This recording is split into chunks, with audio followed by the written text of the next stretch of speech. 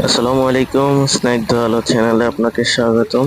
প্রতিদিনের মতো নতুন একটা ভিডিও নিয়ে আপনাদের সামনে চলে এসেছি।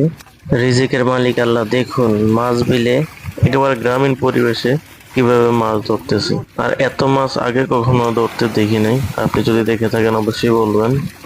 এখানে সম্ভবত রুই কাতলা এই মাছগুলাই বেশি। তবে মাছগুলা অনেক ছোট, বর্ষার কারণে পুকুর থেকে অনেক মাছ বের হয়ে যায়, সেই মাছগুলা এখানে এসে ধরা দেয়। তবে এত মাছ একসাথে পাওয়ার জন্য অবশ্যই ভাগ্য লাগে। আল্লাহ তাআলা হয়তো ওনার রিজিকে রেখেছেন। ভিডিওটা দেখে সত্যি অনেক ভালো লেগেছিল, তাই ভাবলাম আপনাদের সাথে শেয়ার করি। তাই অবশ্যই যারা ভিডিওটা দেখবেন লাইক কমেন্ট এবং শেয়ার করে পাশে থাকবেন। দেখুন আমাদের এত পরিশ্রম শুধুমাত্র আপনাদের জন্য, একটা লাইক কমেন্ট এবং শেয়ারের জন্য। যদি ভালো লাগে অবশ্যই লাইক কমেন্ট করবেন এবং পাশে থাকবেন। তবে মাছগুলো কিন্তু তুলনামূলকভাবে অনেকটাই ছোট। মাছগুলো এভাবে মারা একদমই ঠিক হয়নি। মাছের ভিডিও অনেক দেখেছি, তবে এভাবে একসাথে এত মাছ ধরতে আমি কখনো দেখি না, তাও একেবারে বিলের মাঝখানে। সত্যি অসাধারণ। দেখুন প্রতিবারেই ওনার ঝুড়ি বোঝায় মাছ ওঠে। তো এখনো সম্ভবত অনেক মাছ আছে, এখনো মাছের পরিমাণ অনেক।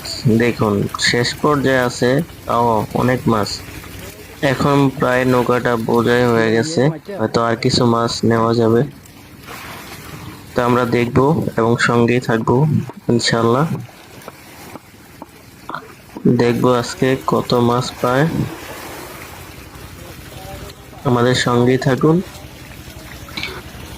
এত মাছ একসাথে পাওয়ার জন্য অবশ্যই ভাগ্য লাগবে, তা না হলে সম্ভব না।